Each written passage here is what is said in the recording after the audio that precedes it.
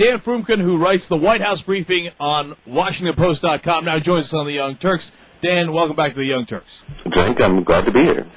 The Military Commissions Bill, and we've, here at the Young Turks, we called it the Torture Detainee Bill, but now that doesn't even encompass it because they've taken away so many rights. It's not just about torture anymore. Do you think that this is a bill, and you've written about it, and a lot of the print journals have written about it, but still, you know, the American public, I'm positive, has no idea what's in the bill. Do you think this is something that is underestimated and undercovered by the mainstream press at this point? Yes.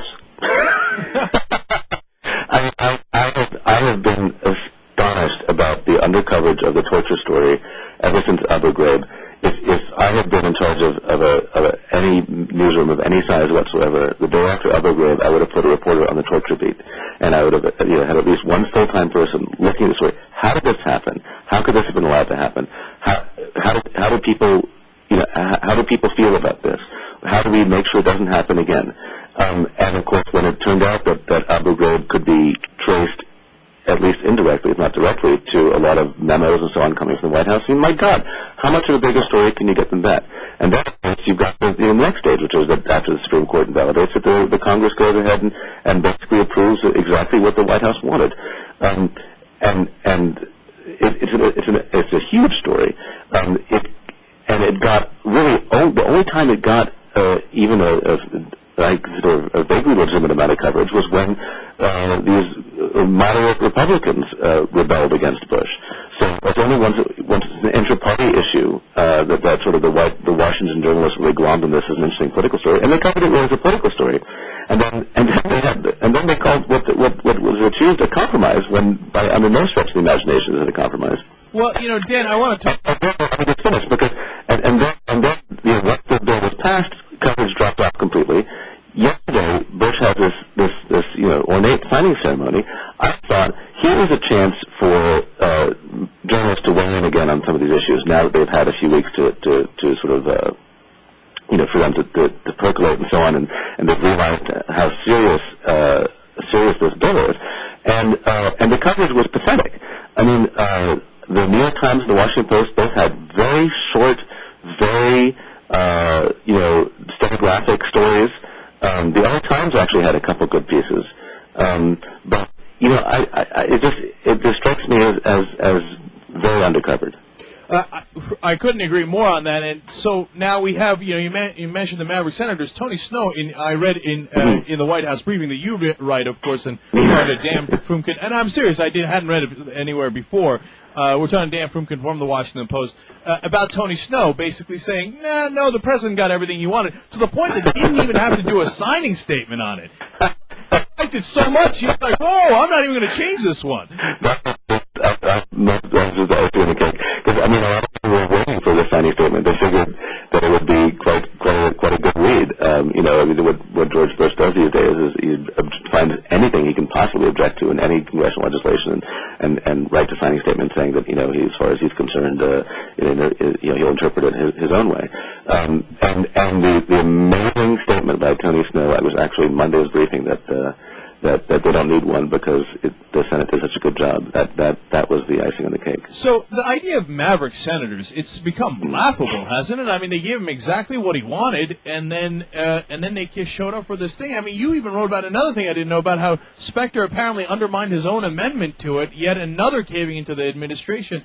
I mean, whether it's a story in the Post that I quoted, yeah. Right. Whether it's the quote-unquote Maverick Republican senators or the Democrats who voted for it, it seems like they're just willing to give this president anything he wants. Yeah, I mean, one of the questions I guess my readers more than almost any other is, why is Congress still kowtowing to this guy when his approval ratings are so down the dumps, and his credibility is across the nation is low, and I can't quite answer that, partly because I don't really write about Congress that much. I mean, my focus is mostly on the White House, but I think there's something about the Colorado Dick Cheney pincer that still has these guys doing jumping when they say jump. And your point is very good, which is that although the Western press does tend to focus on sort of what it might call an inter-Republican rivalries, I mean, the fact is that the Republicans, no other Republican has ever really stymied this White House, And on top of that, you had a good chunk of Democrats in both the House and the Senate voting for this bill. Oh, believe me, I was very angry about that. All right, last question for you, Dan.